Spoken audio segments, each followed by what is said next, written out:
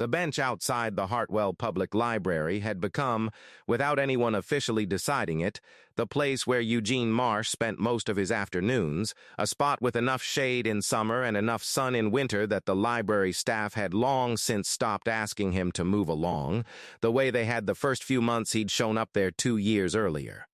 Eugene was 61, had been without steady housing for going on 3 years, and had developed in that time a very specific way of existing in public that took up as little space and drew as little attention as possible.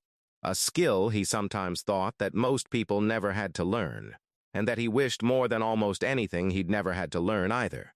He was reading a paperback someone had left on the bench the week before when the little girl sat down next to him. She couldn't have been more than 6, in a purple coat with a backpack shaped like a ladybug, and she settled onto the bench with the complete, unself-conscious ease children have before anyone teaches them to be careful around strangers. Her mother, Renata Delacroix, was 3 feet away at the returns bin, half watching, the way parents do when they've learned the difference between a safe distance and an unsafe one. "Hi," the girl said. Eugene looked up from the paperback, surprised. The specific surprise of a man unused to being addressed first. "Hello there. My name's Poppy. What's yours?" Eugene. Poppy considered this with the seriousness small children reserve for information they intend to remember. Then she looked at his bag, the single worn duffel he kept beside him always, and at his coat, which had seen better winters, and she asked the question the way children ask things, without any of the caution adults would have used, without any awareness that the question might land somewhere painful. "Do you have a home?" Renata, from the returns bin, heard it, and went still. The particular stillness of a parent bracing to intervene and not quite sure yet whether intervening would make things better or worse. Eugene was quiet for a moment. He had been asked this question before, in less gentle forms. By people who asked it as an accusation or a dismissal, people who wanted the answer to be no so they could feel however they needed to feel about that. He had never been asked it quite like this, plainly, without judgment, by someone who genuinely wanted to know. "No," he said finally. "Not right now, I don't." Poppy's face did something complicated. The beginning of an emotion she didn't yet have a name for. "Where do you sleep?" "Different places. There's a shelter on Vance Street I go to most nights. Sometimes it's full, and then I find somewhere else." "That sounds scary." "Sometimes it is," Eugene said, and something in his voice told Poppy he wasn't going to pretend otherwise, which seemed to matter to her more than any reassurance would have. "Did you always not have a home?" "No, I had one for a long time.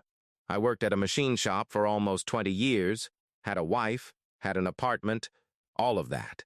The shop closed down when I was 56. Took a while to find anything else, and by the time I did, I'd fallen behind on everything. Rent, bills, all of it. Then my wife passed, and it got harder to hold on to things after that. One thing led to another, and here I am." Poppy listened to this entire account with an attention that most adults, Eugene reflected, rarely gave him anymore, and when he finished, her eyes had filled with tears.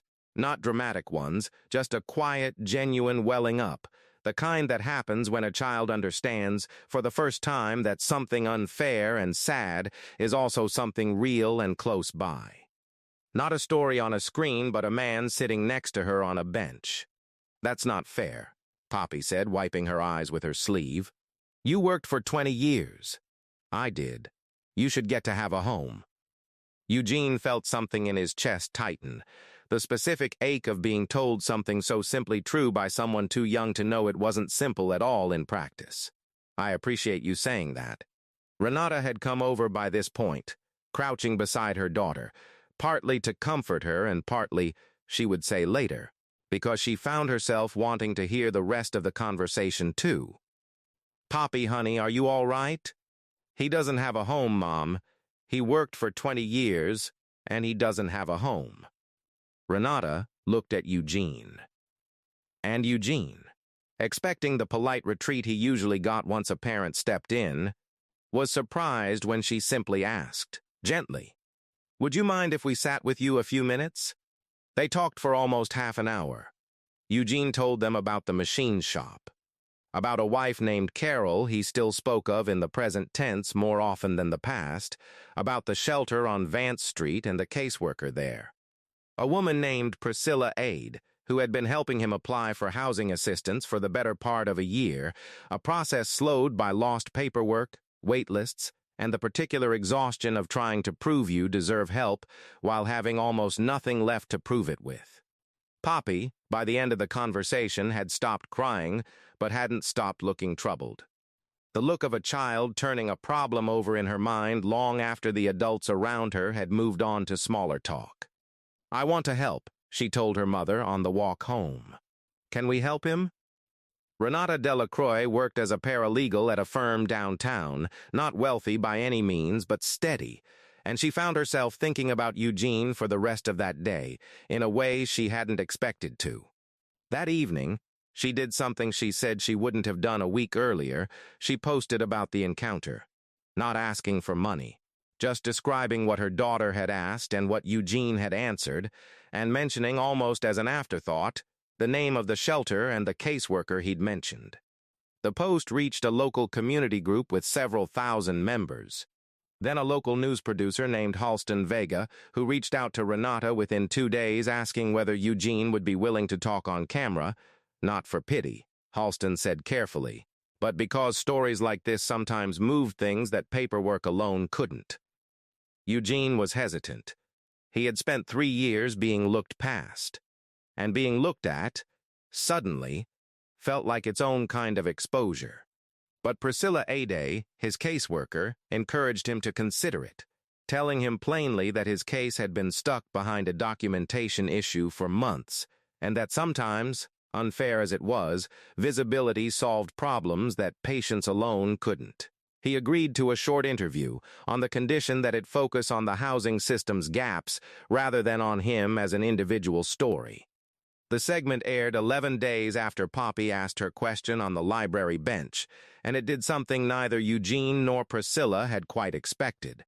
A property manager who saw it, a man named Corwin Blaze who oversaw a small complex of subsidized units on the edge of town, recognized that Eugene's paperwork issue was a clerical one his own office could resolve directly, and called Priscilla the following morning.